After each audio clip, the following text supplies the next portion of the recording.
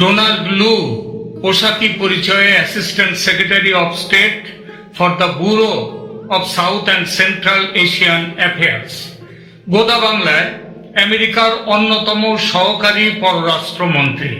অন্যতম বললাম এই জন্য যে সারা পৃথিবীকে নিজের দখলে রাখার জন্য অঞ্চল ভেদে অনেকগুলো ভাগ করেছে আমেরিকা। এরকমই একটি ভাগ হলো দক্ষিণ ও মধ্য এশিয়া। ভারত, বাংলাদেশ, পাকিস্তান, চীন, শ্রীলঙ্কা ইত্যাদি দেশ এই ভাগটিতে পড়ে। ডোনাল্ড লুর ওপর এই ভাগের দায়িত্ব। এই দেশগুলোতে আমেরিকার স্বার্থ দেখবেন তিনি। দায়িত্বটা আরেকবার বলে দিই, এই দেশগুলোর স্বার্থ নয়, আমেরিকার স্বার্থ। তবে জানেনই তো, নিজের সুবিধার কথা সোজাসুজি বললে ফন্দি ধরে ফেলবে মানুষ, তাই আড়াল করে বলতে হয় তোমার দেশের মানুষের উন্নতির জন্য অমুক স্কিম তমুক স্কিম, আমার কোনো লাভ নেই, আমি তো দাতব্য প্রতিষ্ঠান খুলে বসে আছি। তো এই দাতব্য খোলার জন্য মাঝে মাঝে ভিজিট করতে আসেন এইসব দেশে। কলকাঠি ঠিকঠাক করে যান, কোন স্ক্রু ঢিলা করে দেন তো কোনটা টাইট। উদ্দেশ্য আমেরিকার পরিকল্পনা পাকা করা, সেই পরিকল্পনা সফল করা। কি সেই পরিকল্পনা? যে দেশের শাসক আমেরিকার স্বার্থ দেখবে না তাকে হটিয়ে দাও, তার জায়গায় বসিয়ে দাও কাঠপুতুল। যে আমেরিকার কথায় উঠবে, আমেরিকার কথায় বসবে। পাকিস্তানের প্রধানমন্ত্রী আমেরিকার গুড বুকে ছিলেন না, আমি ইমরান খানের কথা বলছি, তবু খুব একটা মাথা ঘামায়নি আমেরিকা। কিন্তু 2022 সালের ফেব্রুয়ারিতে ইউক্রেনের সঙ্গে রাশিয়ার যুদ্ধ শুরু হলো, আর সেই যুদ্ধের মধ্যে ইমরান খান রাশিয়া গেলেন।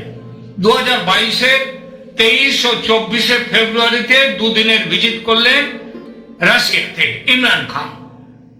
আমেরিকা অমনি খেপে লাল। ঠিক 2 মাসের মাথায় এপ্রিলে প্রধানমন্ত্রিত্ব চলে গেল ইমরান খানের। জেলখানায় চলে গেলেন ইমরান খান। ইমরান নিজে লিখেছেন, আমেরিকা আমাকে ক্ষমতাচ্যুত করেছে। ইমরানের বিরুদ্ধে আনা নো কনফিডেন্স মোশনে সাংসদদের ঘুষ দিয়ে ইমরানের বিরুদ্ধে ভোট দেওয়ার ব্যবস্থা করেছিল আমেরিকা। একই অবস্থা শ্রীলঙ্কাতে। চীনকে ঠেকাতে শ্রীলঙ্কার আর্থিক দুর্বলতার সুযোগ নিয়ে আমেরিকা সেখানে জন আন্দোলনে মদত দিয়ে শাসক পরিবর্তন করিয়েছে। শ্রীলঙ্কায় এখন আমেরিকার প্রভাব বাড়তে শুরু করেছে। তবে শ্রীলঙ্কায় আমেরিকাকে যে খুব একটা নগ্নভাবে সবকিছু করতে হয়েছে তা নয়, কারণ চীনের বিরুদ্ধে অ্যান্টিডোট হিসেবে ভারত ছিল শ্রীলঙ্কায়। ঠিক এই মুহূর্তে আজ যখন এই প্রতিবেদন তৈরি করছি তখন শ্রীলঙ্কায় প্রেসিডেন্সিয়াল ইলেকশন, ডোনাল্ড লু ঠিক এসে গেছে। শ্রীলঙ্কায় এবার তিনি যাননি বটে, তবে শ্রীলঙ্কা নিয়ে ভারতের সঙ্গে আলোচনা করেছেন। ওই যে বললাম, চীনের প্রতিষেধক হিসেবে আছে ভারত।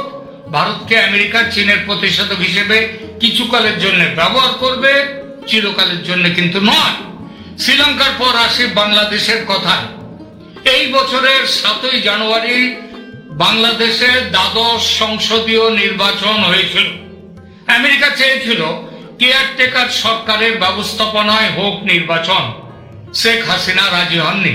কারণ 2007-এ কেয়ারটেকার সরকার নির্বাচন স্থগিত রেখেছিল 2 বছর। সেই অভিজ্ঞতার নিরিখে সংবিধান সংশোধন করে কেয়ারটেকার সরকারের অধীনে নির্বাচনের ব্যবস্থা বাতিল হয়ে গিয়েছিল বাংলাদেশে। ডোনাল্ড লু হাসিনাকে সরিয়ে দিতে সফল হয়নি। জানুয়ারির ভোটের পরপরই লু আসেন বাংলাদেশে। হাসিনাকে নিজেদের দখলে আনার আপ্রাণ চেষ্টা করেন। এমন কথাও বলেন যে তাদের মধ্যে কোনো দূরত্ব হয়ে থাকলে সে দূরত্ব 7ই জানুয়ারি ভোটের দিনই শেষ হয়ে গেছে। এখন বাংলাদেশের সঙ্গে ভালো সম্পর্ক তৈরি করতে চায় আমেরিকা। এরপর গত মে মাসে আবার বাংলাদেশে আসেন ডোনাল্ড লু। বাংলাদেশের পররাষ্ট্র মন্ত্রণালয়ের এক বিবৃতিতে বলা হয়েছিল, লু এসে পররাষ্ট্র সচিব তখন ছিলেন মাসুদ বিন মোমেন, তার সঙ্গে বৈঠক করেছেন এবং পররাষ্ট্রমন্ত্রী হাসান মাহমুদের সঙ্গেও তিনি সাক্ষাৎ করেছিলেন। বৈঠকের পর বাংলাদেশের পররাষ্ট্রমন্ত্রী কি বলেছিলেন? তিনি বলেন, তারা অর্থাৎ আমেরিকা আর্থিক সহযোগিতা, বাণিজ্য, বিনিয়োগ, শিক্ষা, পরিবেশ এবং জলবায়ু পরিবর্তন, নিরাপত্তা, রোহিঙ্গা, মানবিক প্রতিক্রিয়া, নারীর ক্ষমতায়ন, শ্রম সংস্কার, বিমান চলাচল ইত্যাদি বহু বিষয় নিয়ে আলোচনা করেছেন। বহু বিষয় নিয়ে আলোচনা না করলে তো অনেকদিন আলোচনা করার সুযোগ পাওয়া যাবে না, অথচ সেখানে থাকতেই হবে। বৈঠকের পর লু বলেছিলেন যে তিনি চান যে উভয় দেশই সামনে তাকাবে এবং পেছনে তাকাবে না। 7ই জানুয়ারি ভোটের যে নেতৃত্বে দুই দেশের মধ্যে উত্তেজনা তখন লক্ষ্য করা যায়। ঢাকায় মার্কিন রাষ্ট্রদূত পিটার হাসকে প্রকাশ্যভাবে এবং ব্যাপকভাবে বিরোধী দল বাংলাদেশ ন্যাশনালিস্ট পার্টি বা বিএনপিকে সমর্থন করতে দেখা গেছে, কিন্তু বিএনপি নির্বাচন বয়কট করায় ভোটের মাধ্যমে আওয়ামী লীগকে হারানো সম্ভব হয়নি। সিনিয়র মার্কিন কূটনীতিকের সফর সম্পর্কে পরে মন্তব্য করেন আওয়ামী লীগের অর্থ ও পরিকল্পনা বিষয়ক উপকমিটির সদস্য স্কোয়াড্রন লিডার অবসরপ্রাপ্ত সদরুল আহমেদ খান। তিনি বলেন যে বারবার চেষ্টা করেও যুক্তরাষ্ট্র বাংলাদেশের অভ্যন্তরীণ বিষয়ে হস্তক্ষেপ করতে ব্যর্থ হয়েছে। প্রতিটি দ্বিপাক্ষিক সফর গুরুত্বপূর্ণ এবং স্বাগত। কূটনীতিতে আমাদের এই ব্যস্ততা, আমাদের এই যে এনগেজমেন্ট, সেটা বন্ধ করা উচিত নয়। তিনি বলেছিলেন বাংলাদেশ সবার সাথে বন্ধুত্ব, কারোর সাথে বিদ্বেষ তা প্রতিষ্ঠিত করতে চায় না, এটা বলেছিলেন তিনি। প্রাক্তন প্রধানমন্ত্রী শেখ হাসিনা, যিনি প্রাক্তন উপদেষ্টা ইকবাল হোসেন সোবান চৌধুরী, তিনি এক সাক্ষাৎকারে বলেছিলেন যে লুর সফরটি ছিল বাংলাদেশের সবচেয়ে বড় বাণিজ্য অংশীদার যে বেজিং, চীন, সেই চীনের বিরুদ্ধে ঢাকাকে লবিং করার জন্য আমেরিকা প্রচেষ্টা চালাচ্ছিল। ইন্দো প্রশান্ত মহাসাগরীয় অঞ্চলে চীনের সাথে তীব্র প্রতিযোগিতার মধ্যে মার্কিন যুক্তরাষ্ট্র বাংলাদেশের সমর্থন চেয়েছিল, তবে বাংলাদেশ স্পষ্ট বলে দিয়েছিল যে তারা সবার সাথে সুসম্পর্ক রেখে চলবে এবং তাদের নিজস্ব যে জাতীয় স্বার্থ, তার জন্যই তারা সবার সাথে সম্পর্ক রেখে চলবে। এই সোবান চৌধুরী তিনি আরো উল্লেখ করেছিলেন যে লুর সফরটা ছিল ইন্দো প্যাসিফিক অঞ্চলে যে ক্রমশই বেড়ে চলা মার্কিন চীন বাণিজ্য এবং যে তাদের মধ্যে যে কৌশলগত যে উত্তেজনা, তার পটভূমিতে হয়েছিল। তবে প্রাক্তন প্রধানমন্ত্রীর উপদেষ্টা তখনও কিন্তু সন্দেহের চোখে ওয়াশিংটনকে দেখছিলেন। কেন কে জানে, তার মনে হয়েছিল এসব আলোচনা বাহানা মাত্র, লুর অন্য উদ্দেশ্য আছে। আসলে আমেরিকানদের অভিনয় বোঝাটা আবার অত সহজ নয়। তাই তখন তিনি বলেছিলেন যে যুক্তরাষ্ট্র নির্বাচনের আগে বিভিন্ন অজুহাতে আমাদের উপর চাপ সৃষ্টি এর আগে করেছিল, ভোটের আগে। সেটা ছিল প্রধানত মানবাধিকার ইস্যুতে। তবে নির্বাচনে প্রমাণিত হলো যে প্রধানমন্ত্রী শেখ হাসিনার সমর্থন বেশি আছে দেশে, সেটা যুক্তরাষ্ট্র বোধহয় বুঝতে পেরেছে। এই কারণে লু তার টোন এবং টেনার নির্বাচনের আগে যা ছিল নির্বাচনের পরে তা থেকে কমিয়ে দিয়েছিল। কিন্তু ব্যাপারটা তা মোটেই নয়। লু বা আমেরিকা যে পাল্টায়নি, সেটা পরবর্তী ঘটনা প্রবাহে প্রমাণিত হয়েছে। ছাত্রদের কোটা বিরোধী আন্দোলনের মুখোশের আড়ালে যে মুখ বা মুখগুলো ছিল, মুখোশ সরে যাওয়ার পর দেখা গিয়েছে তাদের, এবং দেখা গিয়েছে আমেরিকার প্রত্যক্ষ উপস্থিতি। এই জন্যেই শেখ হাসিনাও ক্ষমতা থেকে চলে যাওয়ার পর বলেছেন ইমরান খানের মতোই সরাসরি যে তাকে ক্ষমতাচ্যুত করেছে আমেরিকা। কারণ কারণ তিনি আমেরিকার হাতের পুতুল হতে চাননি। আমেরিকার পরিকল্পনা বাংলাদেশে সফল হলো, কিন্তু আমেরিকার খুশি দীর্ঘস্থায়ী হলো না। কেন হলো না? এইবার আসবো সেই প্রসঙ্গে। আর এখানেই উঠে আসছে ভারতের কথা। শেখ হাসিনার মতো নরেন্দ্র মোদীর সরকারকে উৎখাত করতেও লেগে গেছে, কিন্তু আমেরিকা সুবিধা করে উঠতে পারছে না। এবছরের মে মাসে দেশে যখন ভোট চলছে, তখন ডোনাল্ড লু এসেছিলেন ভারতেও, এসেছিলেন মোদীর এনডিএ জোটের বিরুদ্ধে কংগ্রেসে ইন্ডি জোটকে মদত দিতে। নরেন্দ্র মোদীর চেয়ে রাহুল গান্ধী, বিজেপির চেয়ে কংগ্রেস আমেরিকার অনেক বেশি পছন্দের। কারণ রাহুল নরম মাটি, যেমন খুশি গড়ে নেওয়া যাবে নিজের সুবিধা মতো, আর মোদী হচ্ছেন কড়া ইস্পাত, তাকে তো আর নিজের সুবিধা মতো ব্যবহার করা যাবে না। আমেরিকা নরম মাটি পছন্দ করে। এই জন্য 2023 সালে বিরোধী নেতা হওয়া সত্ত্বেও এই ডোনাল্ড লু রাহুলকে হোয়াইট হাউসে নিয়ে গিয়ে প্রেসিডেন্ট জো বাইডেনের সঙ্গে বৈঠক করিয়েছিলেন, যেটা সাধারণ কূটনীতিতে দেখা যায় না। ভারত কিন্তু তখনও বিরোধ করেছে, আজও এই কয়েকদিন আগেও আমেরিকাতে গিয়ে এই একই কাজ করেছেন রাহুল গান্ধী।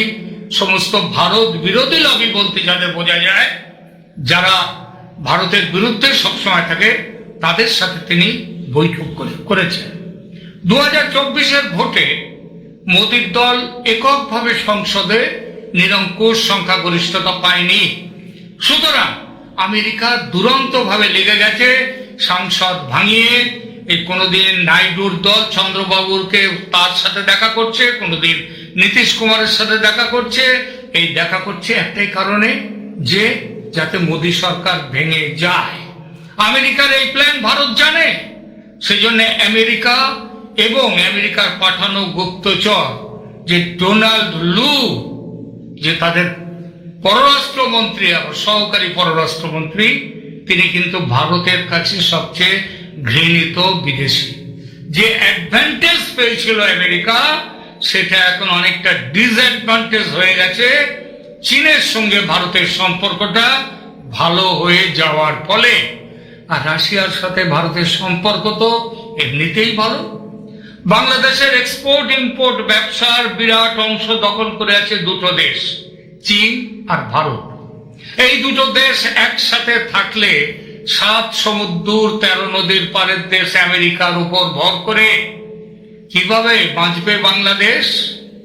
আমেরিকার উপনিবেশ হয়ে পৃথিবীর কেউ কোথাও বাঁচেনি, বাঁচবে না, বরং কারণ সে দেশ গোল্লায় গেছে। শেখ হাসিনা চলে যাওয়ার পর এবং মোহাম্মদ ইউনূস ক্ষমতায় আসার পর চীন থেকে কোন বড় দরের নেতা কি বাংলাদেশ সফরে এসেছেন? শুনতে পেয়েছেন? আসেননি। আচ্ছা, সফরে না আসুন, বাংলাদেশের বিষয়ে কোনো কথাও কি বলেছে চীন? একদম না, পুরো নিশ্চুপ। এই জন্যে যে বাংলাদেশে আমেরিকার যে খেলা, সেটা ধরে ফেলেছে চীন।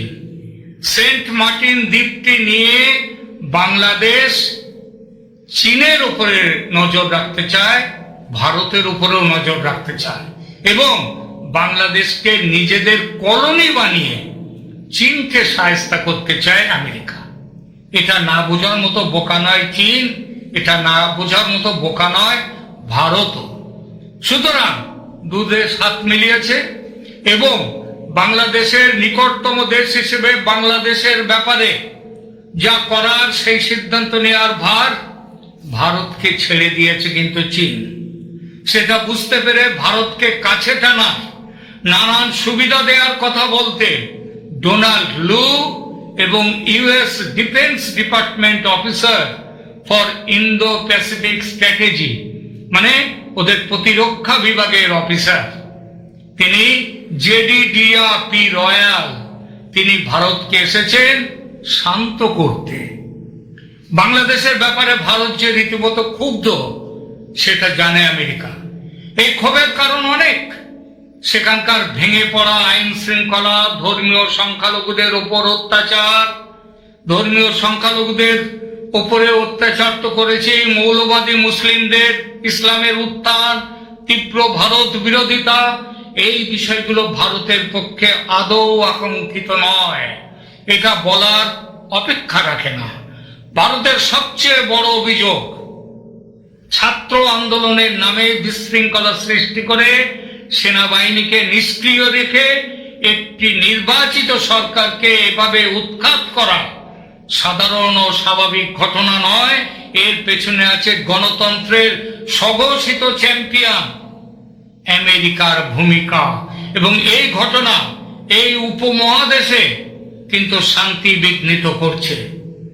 নয়াদিল্লির অত্যন্ত নির্ভরযোগ্য সূত্র থেকে জানতে পেরেছি, গত কয়েকদিন ধরে এই বিষয়গুলো নিয়ে ভারত তার তীব্র আপত্তির কথা জানিয়েছে ডোনাল্ড লু এবং জেডিডিয়া পি রয়ালকে।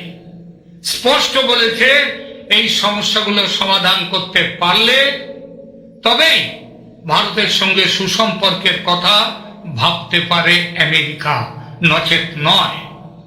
ভারতের সংখ্যালঘু মুসলিমরা যথেষ্ট ভালো আছে, তবু তারা অত্যাচারিত হচ্ছে বলে আমেরিকার যদি ঘুম না হয়, এর আগে বারবার বলেছে সে কথা।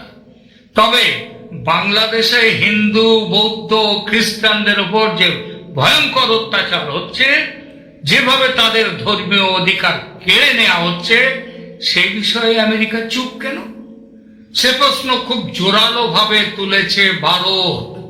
এটাও বলেছে মানবতা রক্ষার দায়ে উপযুক্ত ব্যবস্থা গ্রহণের অধিকার আছে ভারতের। ভারত শুধু দেখছে আমেরিকা কি করে। ভারতের এই মানসিকতা আমেরিকার অজানা নয়, আর সেজন্যই 10 সেপ্টেম্বর থেকে 16 সেপ্টেম্বর দুদেশের ভিজিটে এসে আগে ভারতে এসেছেন ডোনাল্ড লুন এবং জেডিডিয়া পি রয়াল। বাংলাদেশের ভেঙে পড়া অর্থনীতিকে টেনে তুলতে কিছু অর্থ সাহায্য দেবে বটে আমেরিকা, যেমন পাকিস্তানকেও দিচ্ছে ইমরান খানকে হটিয়ে দিয়ে। তবে রাশ টেনে ধরবে কিন্তু দেশের শাসন ব্যবস্থায় ওই আমেরিকা, আর এখানে থাকবে বাংলাদেশে একটি পুতুল সরকার। ইউনূস সাহেবের এই ধাক্কা সামলাবার জন্য যে রাজনৈতিক বিচার বুদ্ধি ও প্রাজ্ঞতার প্রয়োজন, তার ছিটে ফোঁটাও নেই। তাহলে কে সামলাবে বাংলাদেশ? আগামী কিছুদিনের মধ্যে চমকে যাওয়ার মতো অবিশ্বাস্য কিছু ঘটতে পারে বাংলাদেশে। এমনকি শেখ হাসিনার যদি ডাক পড়ে আবার শাসনভার হাতে নেয়ার জন্য, অবাক হবেন না। কারণ খেলাধুলা যা করছে কিন্তু আমেরিকা, আর আমেরিকার খেলায় এখন বাদ সেধেছে ভারত। সুতরাং বিস্ময় পাওয়ার জন্যে, বিস্মিত হওয়ার জন্যে তৈরি থাকুন।